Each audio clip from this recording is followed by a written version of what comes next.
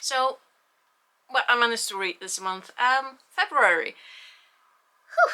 I did manage to read a little bit more than I expected. I actually managed to finish 8 books, which, considering how this month has been for me, I am very proud of. Now, admittedly, a quarter of these are, quarter is technically graphic novels, or not even novels. 3 are children's books that, honestly, I wasn't going to buy them. Like, they were recommended and they look nice, but I'm like, I don't have any children. Even if I had children, I would probably be getting them, you know, material in Icelandic, because that is my language. And if I had children, I would probably be teaching them, you know, my native language. So English, probably not. I don't know any English children. And then the 4th one is decidedly not for children. It's definitely rated 18. As I said, I wasn't gonna buy them, but there are 3 things about them. First off, I love the artwork in all of them. These stories are super sweet and so nice, like, oh, so sweet. Also, they are LGBT. And I have never seen that in children's books. And just the fact that these books are being written and published and, you know, just are out there and available, I love it. So I had to go and check them out. So the first book that I absolutely fell for was Prince and Knight. And once upon a time in a kingdom far from here, there was a prince who would soon take the throne. His parents took him on a search for a bride. They traveled the land they traveled the land far and wide, but the prince was looking for something different in a partner. And just the cover says everything. Like, you know how it's gonna end. Like, this is such a sweet romance. And like, the artwork, it's just, I love it. So the words are by Daniel Haack, and the pictures are by Stevie Lewis. And as I said, I love the artwork. And the story is really simple. You have a prince who, you know, is looking for a bride, and he meets a lot of lovely girls, and he doesn't dislike them, but it's just none of them is making his heart sing, basically. Then a dragon attacks, but they're away, so he rushes back to go save his people. And look, I love the colors, like, just the opening with the dragon with all the reds and the black and the people running away and all the drama, and then you cut to him in the forest and it's green, but he's in the just... No, he encounters a dragon, but at the same time there's a knight in shining armor. And the thing that I absolutely adore with this storyline is not only that there isn't a maiden in distress, the one character isn't out there to save the other, they help each other to defeat the dragon. And yeah, the knight does, you know, end up saving the prince from falling to his death, and they're like, you have to have this. But they do help each other with defeating the dragon, and I know I'm showing the entire book because I just love it.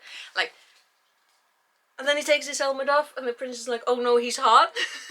I think this is honestly my favorite artwork of this year. It's just, everyone is just happy that 1, the dragon has been defeated, and 2, the prince has found someone who he loves. Oh no, wait, sorry, this is my favorite artwork. Like, you have the 2 lovely ladies practically swooning in happiness, and then you have them. That is such a beautiful picture. And oh yeah, the inside of the cover, I should show you, it's pretty.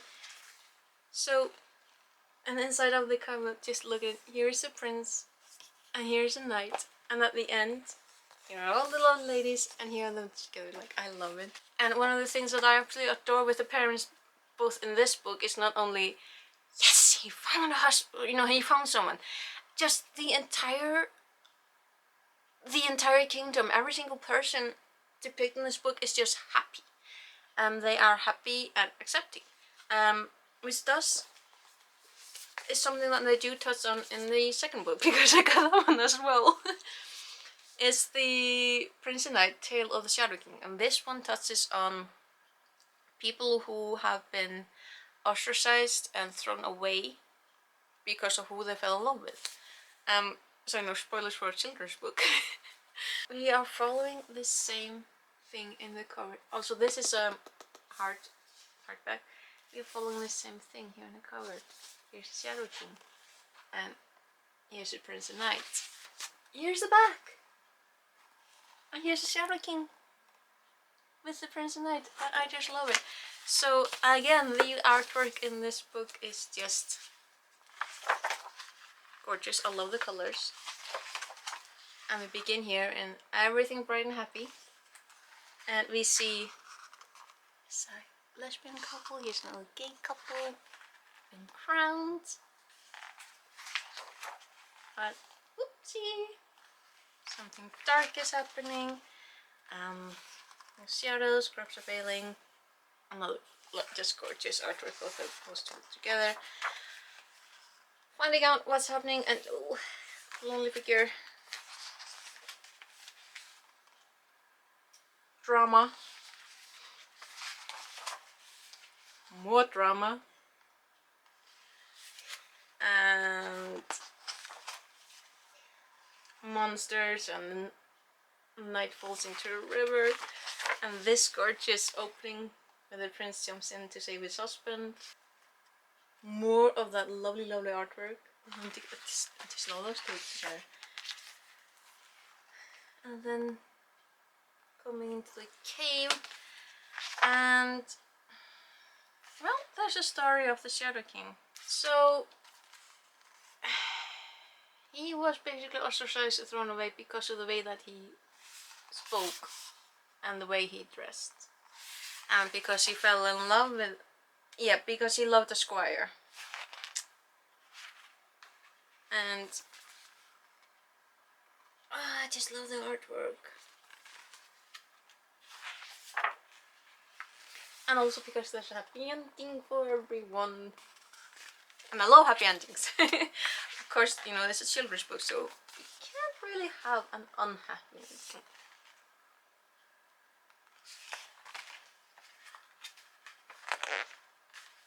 And also, oh, would you look who's there? Yay! I love it. So, acceptance. So I definitely do not regret getting these books because they're just sweet and they're cute. But because of them, I also got Maiden and Princess, which is words by Daniel Haack and Isabel Galupo, and art by Becca Human. So the artwork is completely different, still just as lovely. And the story is basically about, also just look at the royal family. Just the colors in this world is so pretty, and also because because of who I am, I was really impressed by the fact that they have dragons as pets. So all the colorness is, everything is so colorful and vivid. And the conflict here is that we have this lovely, strong maiden who has fought many battles alongside the prince, and they are very familiar with each other. They are good friends, and she considers him as brother. So now that the royal family has decided that he is to get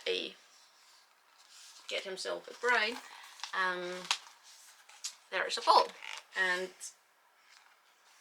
she attends, even though she's really hesitant about it. Because pretty much everyone is like, oh, you would make a lovely, lovely queen, you would be so good together and all that. And she's like, I'm not about that. And she's basically just being turned miserable because she doesn't dislike him, but she sees him as a brother. And you know, the king and queen, they're like, we would like her as a daughter-in-law because she's awesome, but it's causing her extreme distress, so she runs away from the ball. And happens to meet someone who she sits down with and talks and falls in love with. Just look at that. And you know, surprise, surprise, turns out that's the princess. And she's like, well, fell in love with the princess. But you know, happy endings ensue. Another thing that I just love about this story is the fact that not only is he like just happy for his friend, he's happy for his sister, and she falls in love with, you know, a princess, and they just live such a happy life together. And then the little dragon grows up and they write him. But the thing that I absolutely love about this book is not only the inclusivity and the fact that everyone is just happy for them, is also, honestly, I think it's the king and queen, because they're like, yes, she is our daughter-in-law. They're just, I love these books, they are so sweet. And then we come to not as sweet, and definitely a book that I cannot show you that many pages from, because they are adult. It is Snow Glass Apples by Neil Gaiman and Colleen Doran. And for my part, being an adult, I adore this book. It is beautiful, the artwork is gorgeous. I can actually show you this one. Yes. But it's definitely not for children. So this is a retelling of the Snowwhite mythos, basically, from the perspective of the stepmother of the wicked queen. And basically they are exploring the theory that well, Snow White has skin white as snow, blood red lips, dark eyes, black hair, and is completely different from everything around her. The fact that the queen dies at childbirth and the king dies not that many years after, and you know, the fact that the stepmother, the new queen, would probably not have been all that old. I think by the end of the story she's like 21. When she meets the king, I think it's implied that she's about 16, 17 years old. So the premise is basically Snow White is some kind of a monster, a vampiric monster, that preys on men particularly, which is something that one reviewer took umbrage with. But I'm like, well, folklore and history is full of female monsters, and females are allowed to be monsters. They are allowed to prey on men. Ignoring that and expecting every single woman in stories to be just, you know, sweet and kind and virtuous victims is just no. It does also explore the question of what kind of a prince or a person would kiss a what's essentially a corpse. So yes, if you can follow that type of thinking, this book is definitely not for children or anyone who is, I want to say, very delicate, and anyone who can't handle dark materials, and that is fine. It is perfectly fine to be in, you know, for something like this to just not be for you. So I'm just gonna tell you, if you don't like dark retellings, and I mean dark retellings of fairy tales, this is not Disney. Disney is not the originator or owner of European folktales. European folktales, and this one is, European folktales are violent, they are bloody, they are gory, and this one definitely follows that trend. And there is erotica in this as well, and it's dark and it is disturbing. And if that triggers you, please avoid this book. Otherwise, I do recommend it, but be warned, please. And don't let any children touch this book, okay? The artwork is gorgeous. The story is disturbing. This is not for children. Absolutely not for children. So those were the lightest material and the darkest material, basically. I then finally managed to finish this book. It is Survival of the Friendliest. It is sociological. I do recommend this book. It took me an embarrassing amount of time to finish. I think I started in September of last year, so it's taken me 6 months to finish, but I finally managed to, and this book is really good. So this talks about the theory of survival of friendliest, that basically we as human beings have survived because of our friendliness. We basically self-domesticated, and the pros and cons, the positives and negatives of that self-domestication, and this delves into both, you know, what we're doing well, how it really benefits us, but also how that affects how we treat those we view as outsiders. So it does delve into racism and xenophobia and how people are able to commit genocide and other atrocities. It's definitely food for thought, and if you are interested in this type of material, I do need to recommend it. Also the lettering, it is fine. The pages, it's nice to flip the pages. It is, let's see, it's written by Brian Hare and Vanessa Woods. They have also written a story called The Genius of Dogs, and read that one. Might actually look into it. So yeah. I talk so much about these that I feel embarrassed about not being able to talk too much about this, but I do recommend it if you're interested in the sociological aspect of humanity and theories about why we are the way we are. But this is also the only non-fiction book that I finished this month. I did manage to read quite a few more of non-fiction. I finished reading Equal Rights by Terry Pratchett. It's the 3rd Discworld novel and the 4th Discworld novel, Mort. And my video about Equal Rights is already out.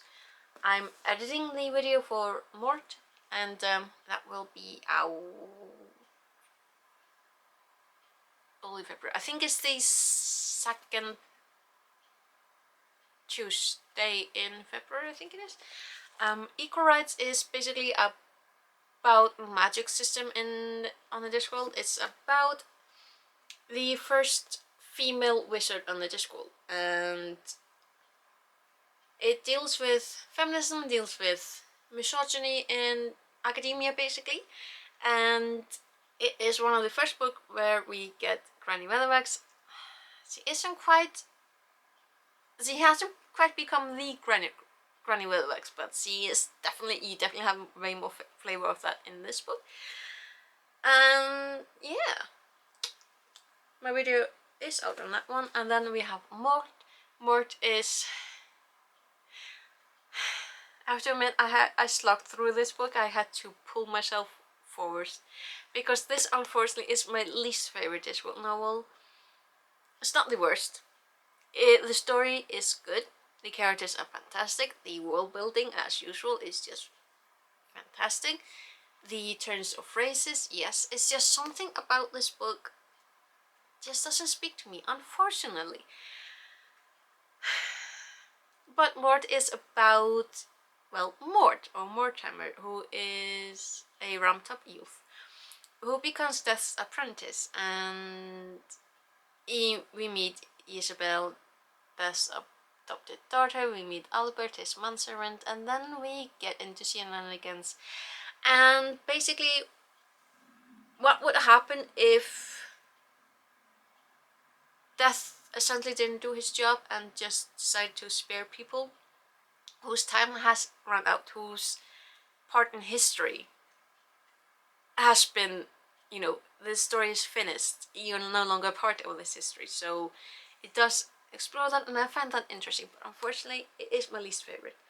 But my video on this should be out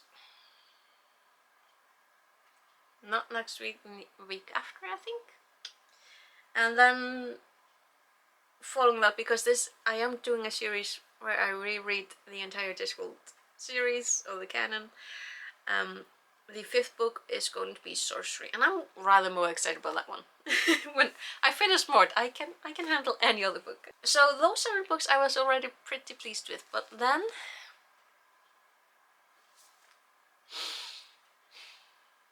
Agatha Christie to the rescue. So unfortunately, I haven't really been in a... I've been a bit of a slump of reading like the past 2 weeks or so, or a, you know, slump of doing anything that is fun or creative anyway. And then Agatha Christie to the rescue, as I said. So this is The Mysterious Affair at Styles. This is the very first book that she wrote about Hercule Poirot. On a dare. She wrote it on a dare. Her sister dared her to write... how was it? Okay. Her sister Mads dared her. I bet you can't write a good detective story. I mean, sisters, right? So she wrote this on a dare, and she began writing the story in 2016. It's set in... no, sorry, 2016. 1916, sorry, it's 100 years old. It's over 100 years old. The novel is set in 1917. But she had... okay, my camera shut me off, and I don't know if it was overheating or what happened. I couldn't read the notification, but anyway, I was talking about the affair at Styles. So yeah, she wrote this over 100 years ago. It took her about 4 years to shop this book around. She wrote it on a dare, and I love this book. I love it. The main character is Captain Hastings. Basically before he becomes Captain Hastings. This is the first time that we meet Hercule Poirot. In this story, he is... well, it's the very beginning. He is a Belgian refugee in England due to war at the time. And the main... or the murder victim is a rich woman who provided himself and 6 other Belgians refuge in war. So he feels a sense of debt to this woman who did himself and other Belgians a lot of good. A good deed. So he feels a need to repay that debt. And the twists and the turns and just... I devoured this book. I have not devoured a book this fast in an afternoon. I haven't done that in so long, and I ate this book up. So also, very interesting is that, so this is a special edition. So we get a foreword by Agatha Christie herself, and then from, wait, who was the other one? By John Coran. So yeah. At the end, we also, I mean, we do get the entire story as it was originally published, but at the very end we get the original version of chapter 12 as Agatha Christie first wrote it, and seeing the difference between her first version and then the other version that the editor asked her to, you know, rewrite. I mean, her original version was okay. I mean, it was fine. But because the editor asked her to rewrite how, you know, rewrite basically chapter 12, we get the iconic scene of where Hercule Poirot gathers everyone together in like the reading room or the living room and unfolds everything. And this is the book where that is, and we owe that to an editor. I love it. With just, you know, nails home the fact that rewrites are good. They are essential. So yeah, I love this book. I devoured it. I do want to continue collecting Agatha Christie because this is the second book by Agatha Christie that I do read. I did start to reread the first book I got by her, and then there were none. I got this secondhand years and years ago. I am currently on my second reread of it, because I read the Affair Styles. So I want to reread and then there were none, because I love that one. No spoilers, but the twist. But the twist in the first book, I just... Clearly, this woman was a master from the very beginning. It's just... So yeah, as I said, I really want to continue collecting Agatha Christie, because she wrote a lot, which means that there's a lot to collect. I would love it if I would be able to get secondhand.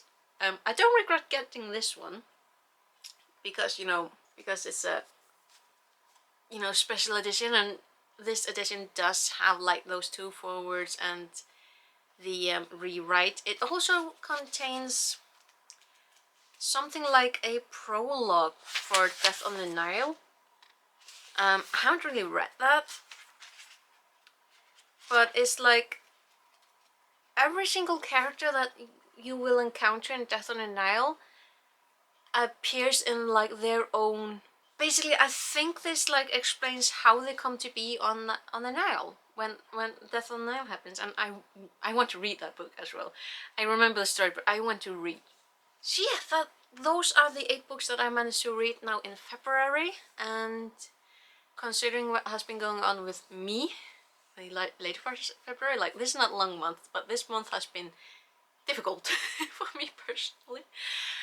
Considering that, I'm actually really happy. Now, I have seen videos on YouTube where people have been like reading, you know, 12 books. 12 books I can understand, but someone read 30 books, but her video came out like a week ago. So I'm a little puzzled by that. I'm like, how did you manage to read? I mean, a lot of people also listen to audiobooks, which I unfortunately cannot. I cannot focus on audiobooks. I have the hardest time with that, so I need a physical copy to read. So I will probably never manage 30 books unless it's gonna be all children's novels or graphic novels or mangas. Yeah, I would probably manage like 60 books if it were mangas, but there we have it. So yeah, I'm very pleased with what I managed to read in February. Kind of excited to see how many I will manage in March. We will see. Yeah. Thank you for watching with me, and anyway, thank you for watching, and hopefully I will see you again with March episode, seeing how many books I managed to read in the coming month. It's gonna be all the books I want to read in so little time, so little brain power. But we'll see. Again, thank you for watching, and I will catch you later. Okay, take care. Bless.